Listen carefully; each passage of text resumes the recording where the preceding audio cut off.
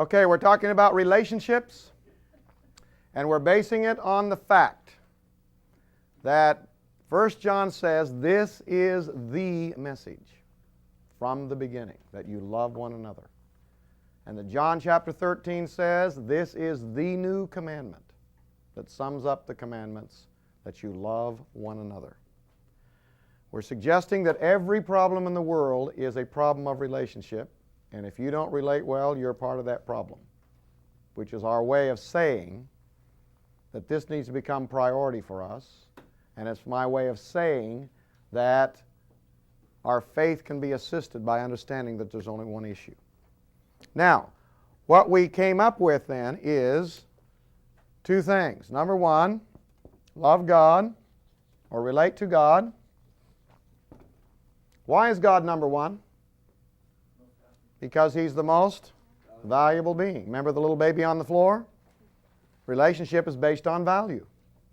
The reason we relate to God is not because He commands it, not because He's bigger than you and He can send you to hell. You relate to God because He's worth it. Have you ever had a time of worthship? That's what worship is we're saying He is worth it. He is valuable. So we serve God and we love God because He is the most valuable being in all the universe. And the second commandment, Jesus said, is like unto the first. In other words, it's connected to the first. You are to relate to or what? Love your neighbor as who? Don't forget yourself, since you're a neighbor too. Doesn't say love your neighbor instead of yourself. Doesn't say love yourself instead of your neighbor. Now, if you leave out number one, you're a humanist. If you leave out number two, you're a mystic. I just love God, I hate people. No. Jesus said, you cannot say I love God unless you love your brother. He connected the two. But if you love people and you don't love God, and you say, well, truth is relative to what people think and what fits people's ideas and what fits people's opinions, then you are a humanist. And that's where we are in our society right now. You know, well, what you believe may not be what I believe, and what's right for you may not be what's right for me. And I must not judge you. That is humanism, because it says truth is relative to the individual human, or truth is relative to the situation. Christianity says truth is not your truth or my truth, but God's truth. Because God is the one who is the source of all truth, the source of all love, the source of all righteousness. And so love is defined not as I want to define it, what feels good to me, what pleases me. Love is defined as what pleases God. And you don't love even yourself or love another person unless you include the source of love. God is love. And this is love, that He sent His only Son for us. So love is defined by God. Love is not defined by what pleases you and me. That's where the humanists today are out to lunch, is because they're defining love, and they're even calling the love between us God. They're saying it's the love. Do you feel the love? Let's spread the love. Let's just have love. Just feel the energies of the love in the room. That is New Age humanism. Because what they're doing is they're trying to turn love into God. Well, God is not the energy of love. God is a being who is loving and who defines and dispenses love. A being who defines and dispenses love. So, what I have on the whiteboard at the moment is all you need to do between birth and the grave. Don't tell me Christianity is rough. Too tough. That's all you got to do. That's every Bible verse you've ever heard. That's every sermon you've ever heard. That's every teaching you've ever heard. Right there. Love God, relate to God. Love your neighbor, relate to your neighbor. And in our last session we saw that you can do this, and it's possible because Jesus Christ died to break down sin so you can relate to God. Jesus Christ died to break down enmity so that you can relate to others and yourself by grace, extending to somebody what they don't deserve. Now, what we want to do in the rest of this time is we want to talk about a particular kind of neighbor. And this particular kind of neighbor is what we call romantic partner.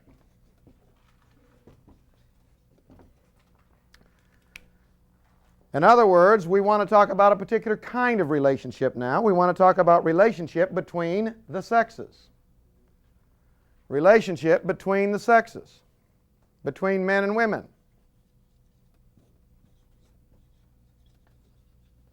Now, I told you why I spoke about relationships in general.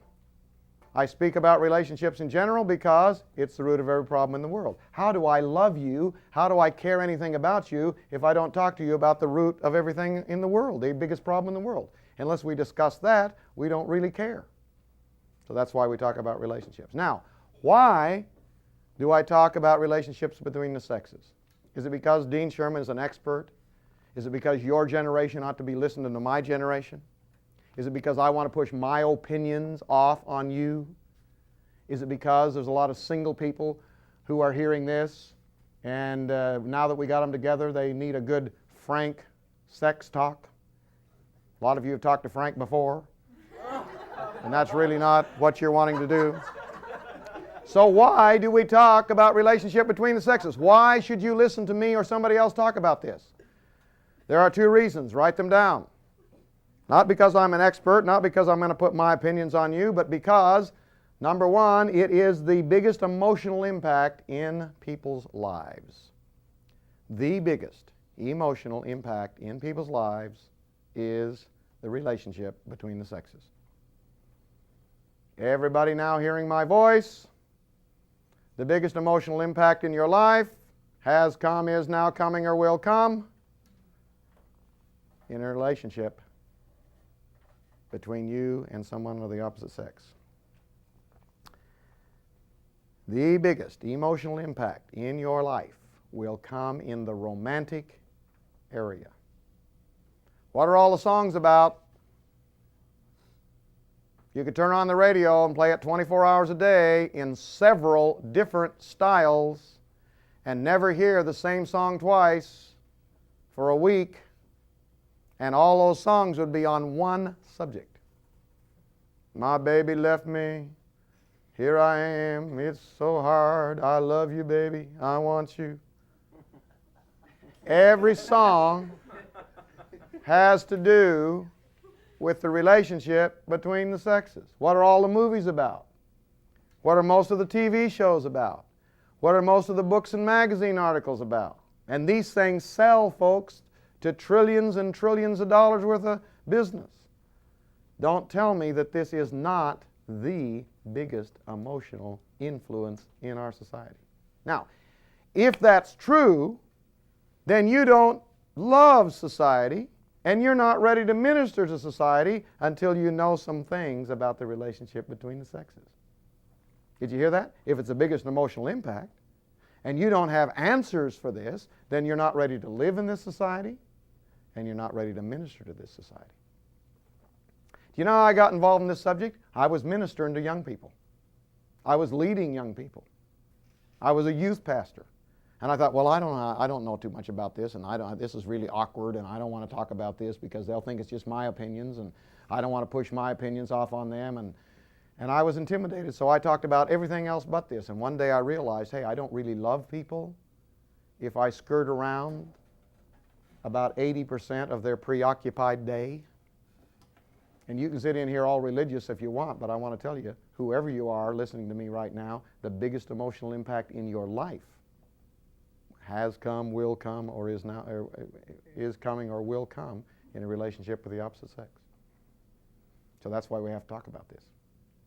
It is the biggest deal in our society.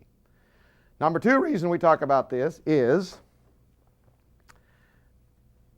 not only is it the biggest emotional impact, but we have a problem. We have a problem. Or you can say it is a problem. Now, when you say that in an audience like this, you can almost feel people saying, well, who has a problem? You might have a problem. I don't have a problem. Don't tell me I have a problem. Hey, listen, society, we have a problem. We do not know how to do this. And part of the problem with the problem is that we won't admit we have a problem. Let me prove it to you. There's a pride associated with everybody thinking, I know, I've been around, I know what to do. So let me prove this to you. How many people in this room do not know how to kiss? Raise your hand. Nobody's raising their hand. For two reasons. Number one, because you know. You may have flunked mathematics. You may not know how the combustion engine works, but there are some things you've got to know. So about age 8, you practice this and learn it because you've got to know some things. And the other reason you didn't raise your hand is because if you don't know, you don't want anybody to know. Which is an illustration of the pride associated with the fact that we won't admit we have a problem. Everybody you talk to say, I know, I've been around, I can know, I know. Who needs to listen to you? I know. Hey, listen, humble yourself with me and agree that we don't know how to do this. The divorce rate proves we don't know how to do this. I'm not just here to beat on divorced people. They've already been beat on in most cases. I'm simply saying that divorce proves the fact that we don't know how to get along with the opposite sex. And you're living in a society that's got more divorce than any society in the history of planet Earth, and it proves we don't know how to do this. And we got more sociology and more psychology and more sex therapy and more understanding training than we've ever had, and we're still divorcing one another at a greater clip. We do not know how to get along between the sexes. The adultery rate proves we have a problem. Adultery is skyrocketing, and it's skyrocketing amongst Bible-believing, born-again, Spirit-filled Christians, missionaries, ministers. What's adultery? Adultery is an inability to relate properly to your neighbor. We don't love our neighbors. We want our neighbors. We use our neighbors. Adultery is not a loving of a neighbor. The fornication rate proves we have a problem. How many people here have been to high school? Wave at me if you've been to high school. Was fornication an occasional event and an occasional subject of conversation where you went to high school? Or was it rather a rampant, accelerated preoccupation and activity and topic of conversation? I think it's the latter. What do you think? What's fornication? Fornication is an inability to relate properly to the opposite sex. We don't love our neighbors. We don't value these people. They are pieces of raw meat to be used and consumed. Fornication proves we have a problem. We don't know how to do this. The lust rate proves we have a problem. 90-some% of the male population of the earth evidently has problem with lust at some time in their life, which would include the ones sitting in this room. Or standing. Evidently 60-some% of the female population, at least in the Western world, has sometimes problem with lust. What's lust? Lust is an inability to relate properly to your neighbor. We are not relaxed about the fact that there's sexuality and an opposite sex. We are rather vibrating in the air about the fact that there's sex and the opposite sex. We do not love our neighbors. We are fantasizing about our neighbors, which is not always a loving function. The broken heart rate proves we have a problem. I'm speaking to an audience right now, probably all of whom have had their emotions greatly traumatized by a breakup with the opposite sex. And this is a relatively young audience. Do we think that is the most loving thing you can do for valuable you or valuable the person that you offended or even to God? So I think if you look at this list, you'll see we have a problem. So that's why we need to discuss this. Now, the problem is so great and so concentrated that we are, again, in despair. I talk to Christians all the time who say, hey man, it's that way. It's just that way now. I mean, you just got to accept it. I mean, that's the way it's going to be. I mean, people are human. I mean, it's just going to happen. And the church has given up. And many of us have given up and said, this is the way it'll happen. It is so much of a problem, we're in despair about it, and it's so much of a problem, we don't want to hear somebody stand up here and talk about it because we're so sick of being hit on, we're so sick of being flirted with, we're so sick of seeing sexual content in advertising and sexual content in every television show and sexual content in every movie and sexual content in every story and sexual content in every conversation at work. And we're so sick and tired of hearing about people who molest children and people who have a heterosexual problem and a homosexual problem and people who are into all kinds of pornography, and we're so tired being jeered at and talked to crudely, and it's a wound in many people's lives. As they have watched what happened in their own home, they have been hurt by the lack of relationship. And so when somebody gets up here and starts talking about it, they just say, oh, please, let's just talk about Jesus. I came away from all of that to come to this particular time so that I could just focus on Jesus, and I don't want to even think about that stuff. So in order to get away from that mountain of problem that leaves us in despair and many of us in woundedness, we have to go back out of the problems. We have to go back in our minds. You ready to do this? It's not some kind of a New Age thing now, but let's go back, okay? Can we go back before there was ever pornography, before there was ever anybody hitting on anybody, before there was ever a molested child? Can we go back before there was ever a rape, before there was ever adultery? Must have been started somewhere. Let's go back before there was ever a lust thought, before there was ever fornication, before there was ever a divorce. You back there? Come on, we're back there before all of these things that we say, hey man, it's just that way. It's normal. And we go back, and all we have is God. So point number one in relationship between the sexes is, at the very beginning, God thought up and created two sexes. God thought up and created two sexes. Now, I know that you probably knew that before you came to this session. But my job is not to tell you anything shockingly new. My job is to make you meditate on what is old. That is, what God did and where it all happened, because you're so inundated with, hey, it's just that way. I mean, that's the way it is these days. I mean, you just got to accept it. It's just going to always be that way. No, let's go back before what you have come to be in despair about that's so normal. Let's go back before all of this, quote, normal stuff that's only been going on a few hundred years.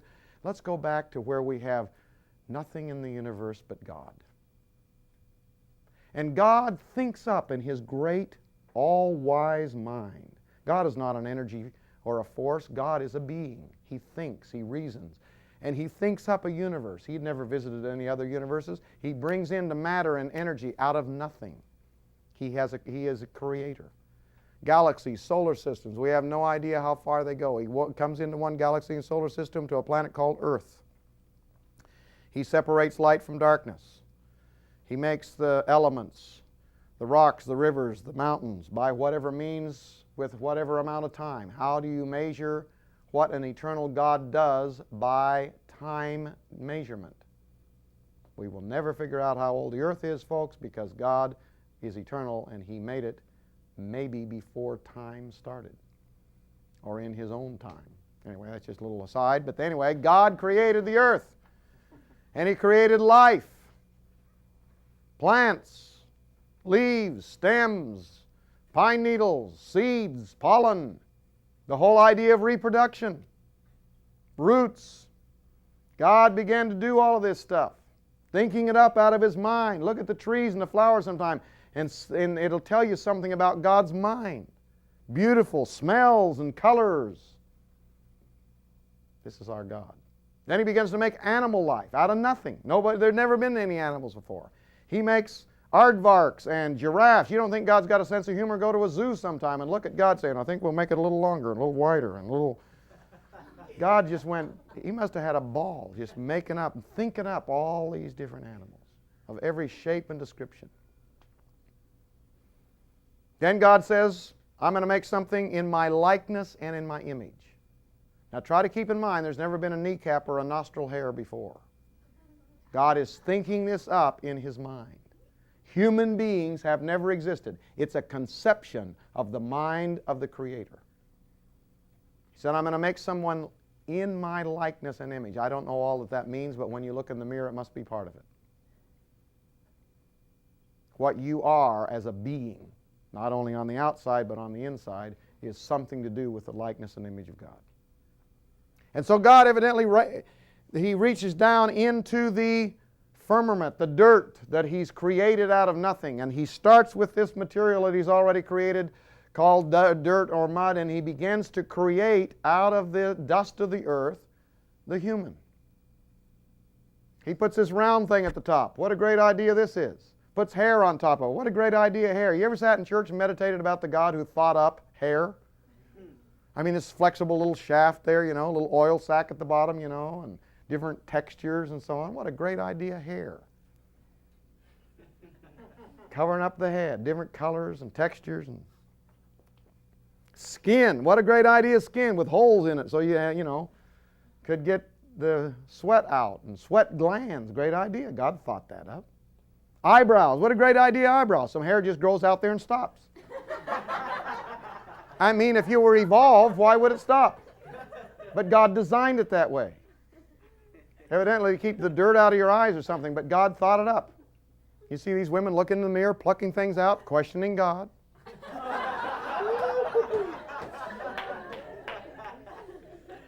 Eyelashes, what a great idea, eyelashes. And eyelids, what a great idea, an eyelid.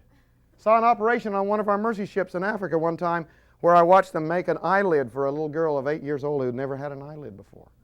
And I realized, man, I'd taken my eyelids for granted. You should see what the dirt and grit had done to her eye, about an eyelid. God thought that up. The eye, over 1 million working parts in the human eye, came out of the mind of God. Never been a camera lens or a telescope to ever come near it, even with our technology. The nose, sinuses, little hair in the nose to strain things out. I mean, God thinks it through, folks. He thinks of everything.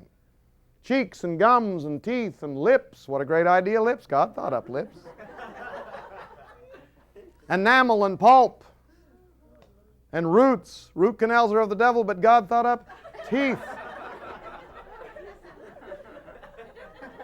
And the tongue, God thought up the tongue. What a great idea, the tongue. A lot of you can't believe it was God who thought up a tongue. Say, oh, something a little wicked about that. No, nope, sorry, it came out of the mind of God.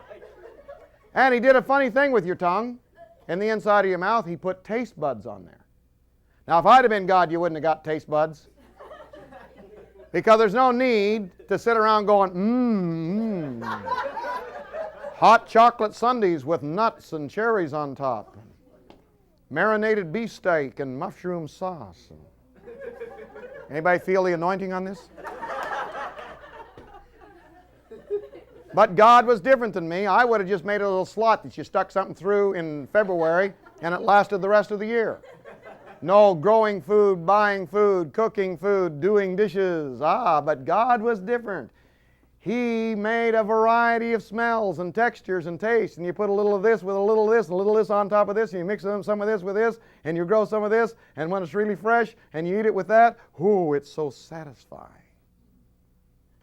And there's only one reason for taste buds other than maybe your protection from something that's bad.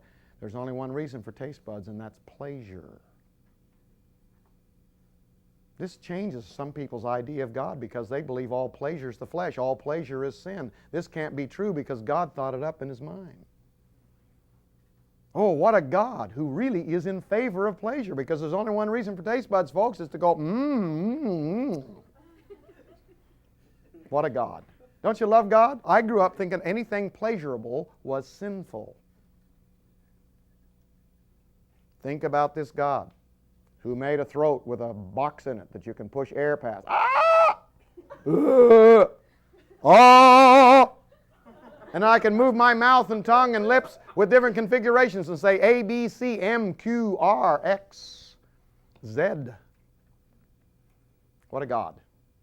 Just to put a voice. He put extensions, ligaments, tendons, knuckles, wrists.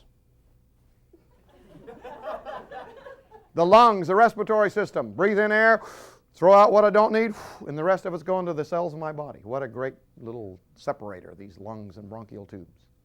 The heart, the circulatory system, the stomach, the pancreas, the liver, I don't know what they do, but God thought them up, put them in there. They do their job, work together. The stomach, a 2-quart stomach.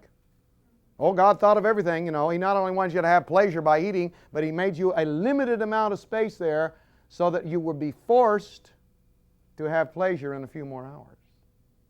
Oh, what a God. And we think, oh no, anything that's pleasurable is pleasurable in any amounts at any time. And if it feels good, just do as much of it as you can when you want to do it. No, if you eat right amounts of food at right times, then you're forced, literally forced, to have pleasure in a few hours. And if you don't eat right amounts of right kinds of things at right times, then you're on a diet while the rest of us are having pleasure. God is pretty smart, you see. And then He makes the intestines and the kidneys and the bladder. It's getting dangerous now, isn't it? Say, oh, keep it above the belt, preacher. This is a Christian meeting. Nope, sorry, we're going on down. Reproduction organs made by the hands of God, coming out of the mind of God. Some of you have never thought about that in church before. Some of you are not sure you ought to be right now. You're not sure you can think about that unless it's a dirty thought. Hey, if God thought up your sexual organs, how could it be a dirty thought since God had never thought a dirty thought? And He thought it up. And some of you never thought about that before.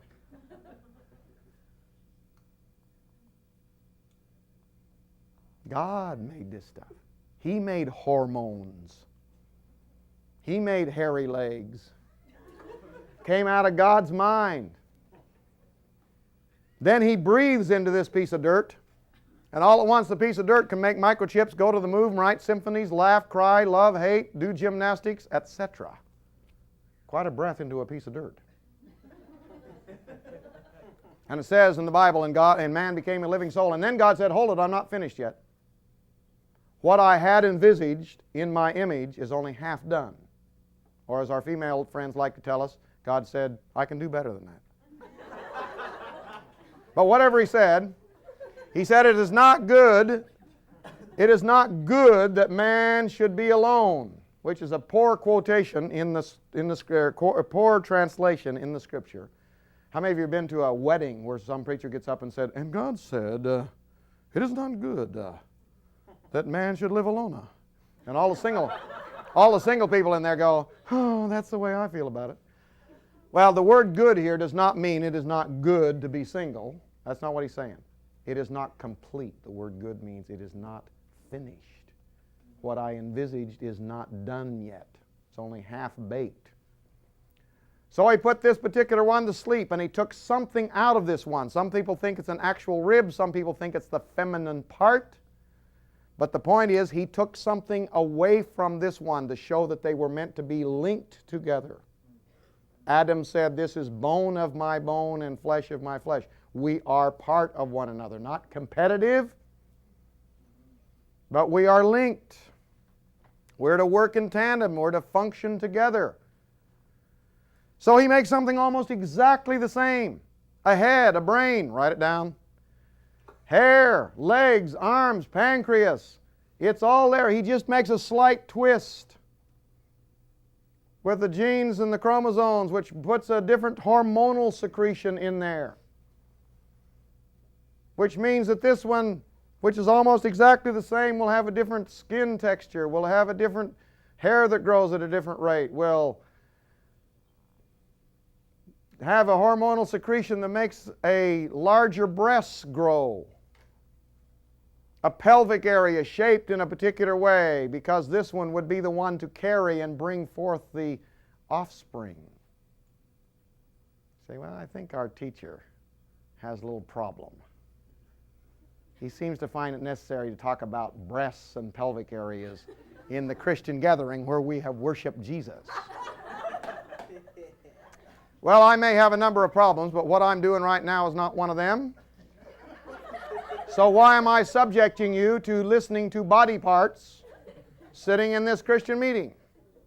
Let me tell you why. Because the society in which you have been raised has done horrible things in concept with the body of a female.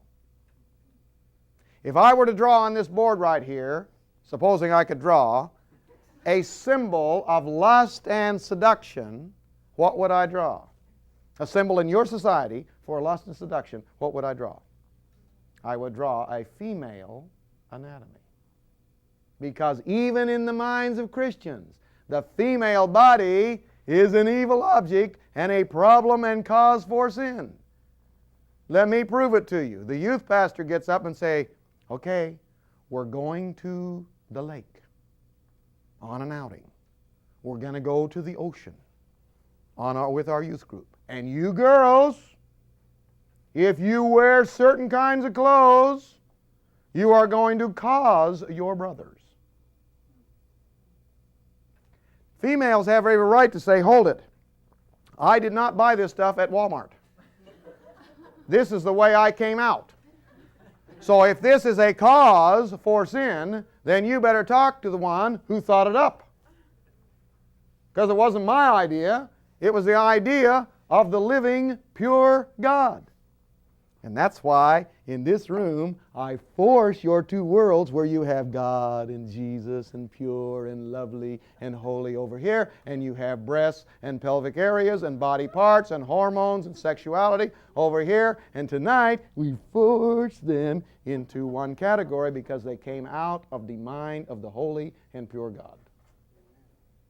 God thought up and created two sexes. We cannot cure the problems we have in our society, and they are many. Whether it's heterosexual lust or homosexual lust or pedophilia or pornography or anything we have out there, we cannot cure it until we first go back into the mind of God and find out what He thought up and what He wanted. God made your bodies. God thought up sexuality. It's not evil. Your body is not an evil object. Don't talk about yourself that way, and don't talk about the other sex that way. It was God's idea. Now, why is it important to know this? Because the devil comes to us and he says, I'm the sex expert. If you get too goody two-shoes, if you get too holy and pure and lovely, you're going to miss some exciting thrills and chills when it comes to relating to the opposite sex. And we believe that stuff. I have counseled young men for years who have said, well, I know we're supposed to settle down someday to a pure little Christian girl, but in the meantime, I wouldn't mind having some experiences with some real women. Find out a few things, sow a few wild oats, and sort of find out what's, become worldly wise and discover what's really out there. See, that is a perversion, that what can be discovered in the adventuresome and fulfilling sexuality comes outside the lines. We believe that stuff.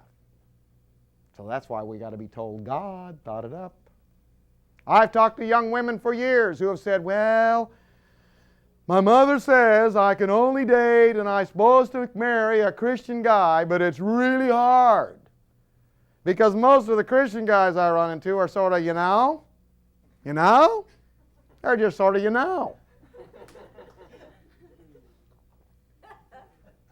In other words, real men are not men who are submitted to God. Real men are men who are a little wicked. Oh, you wicked thing. Oh, you're bad. You're so bad. And we've developed a whole society around the excitement of relationship is, oh, this is wicked. Oh, you shouldn't. Oh, let's not. Oh, this is terrible. Well, I'm no angel. Well, I'm no pure heart. And the excitement of our relationship comes within the badness of relating, and that is a perversion. Why? Because God's mind thought up the whole process. And the devil says, oh, if you get too close to God, you get too holy, you get too goody-goody two-shoes, you're going to miss something. Come down to my place, get it on, you're going to find fulfillment, at least in your young life, get into it, really get some really exciting thrills and chills, and then maybe later settle down when you're too old and tired. And we believe that baloney. And we destroy ourselves in our young years because we believe that lie. Now let me tell you why it's a lie. Satan is an angel. And angels are what we call neuter. You know what happens to your cat when you... The Bible says angels have no sexual experience, no sexual ability with each other. There was times in history when angels involved themselves with humans, but notice they had to come to humans because humans are the sex people, the sex beings of the universe. And so there was a time in Genesis chapter 6 that angels cohabited with humans. But angels are not sexual beings. And Satan is an angel. And he claims to be the sex expert. Our whole society is built on this. Every Halloween we get this woman coming out there selling beer, and she's got this black dress on, so there's this wicked and evil time of year. And she's very seductively dressed, so that you get into your mind the idea of the connection between sexuality and wickedness. And the more wicked you are, the more seductive and sexual you are. And the more sexual you are, the more wicked you are. So the closer the closer to God you get, the least sexual you are. That is a perversion. Because the devil has nothing to do with it. He has no background. He has no experience. He's simply jealous of yours. And he has only ever wanted to bind you and destroy it. Write it down. Write this down. The devil has never desired sexual fulfillment for anyone. He claims that if you get too close to God, you won't have fulfillment. But the devil has never wanted sexual fulfillment for anyone. His only intention is to bind you and to destroy it. The devil has never desired sexual fulfillment for anyone. His only intention is to bind you. Do you know how many people are bound by sex? They're not free people. It's got them. They think about it all the time. They're driven to it. They can't stop. They don't control it. It controls them. The devil is a binder. God is a freer. We all claim to be free, and we cannot give this up. We cannot not think about it. We cannot do the right thing. We are bound. The devil has got us by the nose. That's his only intention. The only thing he ever wanted to draw you into was bondage. He doesn't want fulfillment. And yet there are Christian kids who actually conveniently backslide for a while so that they can find some little fulfillment in their teenage years. They've been lied to.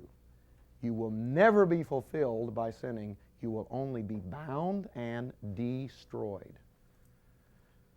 And if I'm talking a little intense to you right now, it's because I have counseled young people for years.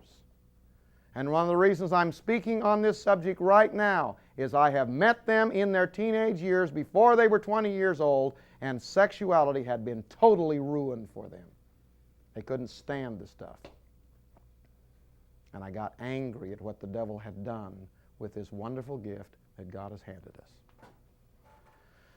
So I don't know about you, but if I buy an Oldsmobile car, I don't want a manual from the Frigidaire company. Does that make sense to you? I want a manual from the people who made the car. Because if I want to get peak performance out of my car, I want a manual from the people who thought up the car. Does that make sense? So if I want to get the most fulfillment out of my relationship with the opposite sex, which includes a whole lot more than sex, but does include that, I want to get as close to the one who thought up the whole process, and his name is God. So you will not only not miss something if you get close to God, you will miss something if you don't get close to God. See, the devil says if you get close to God, you're going to miss something. And there are hundreds and thousands of your friends who have attended church who are out there sinning in immorality tonight, thinking that that's the truth. That this is going to be fun and exciting, and I'm going to discover something really neat about myself. You will not only not miss something if you get close to God, you will miss something if you don't get close to God. Why? Because it's His thing. 100% of body parts and sexuality and hormones are from God. He thought the whole process up. The devil has only ever perverted it, used it to bind and to destroy it. So I'm about to tell you who are the sexiest people on earth. Get your pens ready. Now, what do I mean by sexiest? I mean the most fulfilled in themselves and the most fulfilling to someone else. Who are these people who are the most fulfilled in themselves, in relationships, which include a whole lot more than sex, but does include this, and who are the most fulfilling to others in relationships, which includes much more than sex, but does include that? Are they the athletes? Are they the movie stars and models? And if they are, why do these people keep jumping from bed to bed to bed and relationship to relationship to relationship? If those body parts and those acrobatics and those performances and those looks were the satisfying thing, then how come they keep moving from thing to thing to thing and not getting any satisfaction and having to mix it with some kind of drug and having to mix it with some kind of alcohol and having to mix it with some kind of group or something? They're crying out for fulfillment. So who are the most fulfilled people? And who are the most fulfilling to someone else? Does it have to do with body size? Does it have to do with acrobatic performances? What is good sex? We hear a lot about that. Learn to have good sex. Was it good for you? Okay, I'm about to tell you. The most fulfilled people and the most fulfilling to someone else are the people who are the most whole in Jesus Christ. W-H-O-L-E, whole. Now notice I didn't just say all Christians, because you can be born again and heaven bound, but not necessarily whole in your personality. And you can be relatively whole in your personality and not be a Christian. But I said whole in Jesus Christ because, listen to me, you cannot be totally whole in your personality unless you're in Jesus Christ. Did you all hear what I said? I didn't say becoming a Christian does it. It does it as far as going to heaven. Does it as far as being forgiven and be related to God. But wholeness is the thing you're to strive for. Be whole in your personality. Body, soul, mind, emotions, and spirit. If I'm still selfish, which I am if I haven't submitted to God, then there's going to be a lack of wholeness in my life. So the people who are the most whole in Jesus Christ are the most fulfilled within themselves and the most fulfilling to someone else. And the rest is a lie. Why? Because God thought up and created two sexes. Now, how many of you have ever been in a meeting where the presence of God was absolutely so real you didn't even want to open your eyes? I mean, the glory of God and the presence of God and the Spirit of God and the richness of the Word of God and the worship is just so real. It's almost like Jesus is physically present You ever been in a meeting like that? Wave at me if you've ever been in a meeting like that, okay? Now suppose I came into that meeting and I grabbed a microphone and I said in that atmosphere to the congregation, sex. You say, oh no, how inappropriate. Oh, Dean, you ruined the whole thing. Oh, don't. This is inconvenient.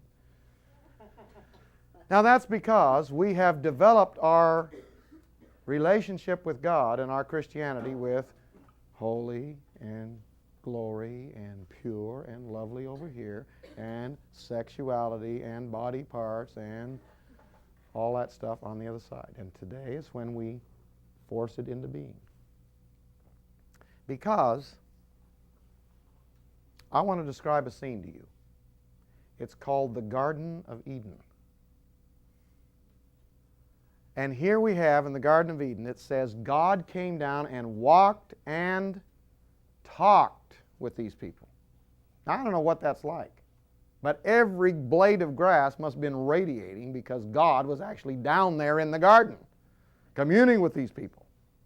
This is the God that John, who wrote Revelation, fell down as one dead in front of. That Moses could only see the afterglow and his face shone, they had to put something over it. So here's God walking and talking with Adam and Eve. And here we have a naked man and a nude woman. And their hormones are all functioning. They are sexual beings. Some people don't think sexuality even came until sin came. I saw a particular perfume not too long back, the symbol for which was the bite out of an apple. As though original sin in the Garden of Eden was somehow a sexual seduction. Impossible. Had nothing to do with sexuality. Adam and Eve are standing there totally sexual. A naked man and a nude woman with all of their function. And God looks at this situation and He said, what have I done? This is going to cause a lot of problems in the 20th century. Oh no, what a mistake. Oh, and you know what? We really think God made a mistake. That's the despair that we're in. Oh, hey, it's just like that. I mean, kids are going to do that these days. I mean, it's just going to happen. I mean, we're like that. We're human. You know what we're saying? We're saying, hey, God, you made a flawed thing here. You really messed it up, God. So that's why we have to go back and say, God thought up and created. So here we have the naked man and the nude woman, all their hormones popping. God did not say, what have I done? It's going to cause a problem. He said, what did He say? Anybody read the Bible? He said it is very good. God Almighty, who's a pretty smart God, who sees things from a pretty interesting perspective, He said, that is very good. Good job, God. So what God pronounced as being good, don't ever call a little evil and a little wicked again. See, I've even heard Christian married couples saying, hey, honey, I feel a little wicked tonight. The woman you're looking for is a real angel in public, but a real demon in the bedroom. Do you see the perversion? That we think that abandoned, adventurous, fulfilling sexuality is a little bit wicked. I want to be bad. I feel like being bad. That's perversion. Why? Because it came out of God's mind. And therefore there must be a path to walk in that is pure and pleasing to God and yet is absolutely so fulfilling it'll blow your fuses. That's our God. And listen, Christians, the reason we need to talk about it in these kinds of settings, where is it more appropriate to talk about this than in the presence of the one who thought it up? Can you just raise your hand and tell me any other place it's more appropriate to talk about body parts and sexuality than in the room where we have worshiped the God who thought the whole thing up out of His own mind and created it with His own hands? Where do we ever get the idea there was a more appropriate place to talk about sexuality than in the presence of God? Because it came out of the mind of God. Who should be the sex experts on earth? Christians still go to the world to find out how to relate to the opposite sex.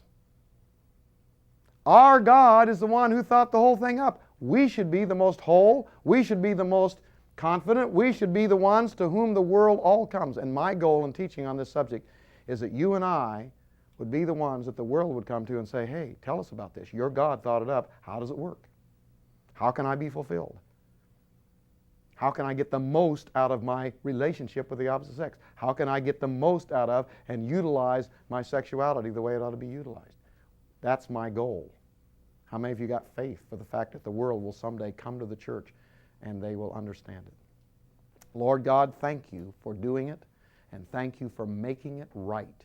We honor you in this, Lord, and we put the perversion out of our minds. In Jesus' name, amen.